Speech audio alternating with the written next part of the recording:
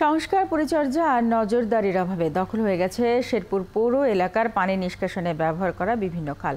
এতে অল্প বৃষ্টিতেই তলিয়ে যাচ্ছে শহরের রাস্তাঘাট ও ঘরবাড়ি। এই দুর্ভোগ থেকে রক্ষা পেতে খালগুলোর সংস্কার ও সঠিক পরিচর্যার দাবি জানিয়েছেন শহরবাসী। শাকিল মুরাদের তথ্য ও ছবিতে প্রতিবেদন। এখন জন্ম সনদ দিয়ে খোলো বিকাশ স্টুডেন্ট অ্যাকাউন্ট। নিজের বিকাশ নিজে কর। অল্প বৃষ্টিতেই পানি জমে যায় শেরপুর পৌর শহরের অলিতে গলিতে। ডুবে থাকে রাস্তাঘাট, ঘরেও পানি ঢুকে পড়ে দুর্ভোগে পড়েন শহরবাসী। দীর্ঘদিন পানিতে তলিয়ে থাকায় বিভিন্ন সড়কের বিটুমিন উঠে গিয়ে সৃষ্টি হয় খানাখন্দ।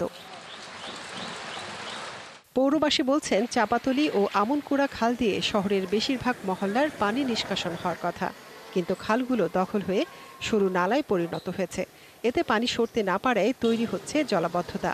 এছাড়া খালগুলোতে বিভিন্ন বাড়ির সুয়ারেজের সংযোগ দেওয়ায় দুর্ভোগ বেড়েছে আরো। এখন বিভিন্ন ময়লা আবর্জনা এগুলো আটকে পড়ে এবং পরিবেশে দুর্গন্ধ ছড়ায়।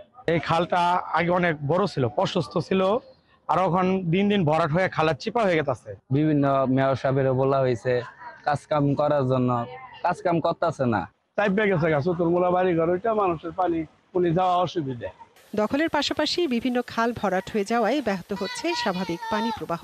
তাই খাল খনন করে পানি প্রবাহের ব্যবস্থা করার দাবি জানিয়েছেন নাগরিক প্ল্যাটফর্মের নেতারা।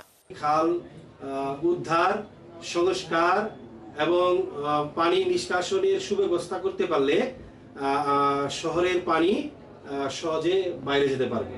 পৌরবাসীর দুর্ভোগের কথা স্বীকার করে পৌর মেয়র জানালেন, আগামী বছরের শুরুর দিকে খালগুলো খনন ও সৌন্দর্য বাড়ানোর কাজ করা হবে। এই প্রকল্পে খালগুলি সংস্কার করে এটাকে ব্যবহার উপযোগী করার উপর জোর দেওয়া হয়েছে। শুধুমাত্র একটি রাস্তা এই প্রকল্পে অন্তর্ভুক্ত আছে এবং সবগুলি খালই এই প্রকল্পে অন্তর্ভুক্ত আছে। তার মধ্যে অন্যতম হলো চাপাতলি খাল। আমরা আশা করতেছি যে আগামী জানুয়ারি মাসে আমরা টেন্ডারে যেতে পারব। পৌর কর্তৃপক্ষের তথ্য বলছে, CRD-2 প্রকল্পের আওতায় পৌর এলাকার খালগুলো খননে চলতি বছরে 40 কোটি টাকা বরাদ্দ পাচ্ছে শেরপুর পৌরসভা।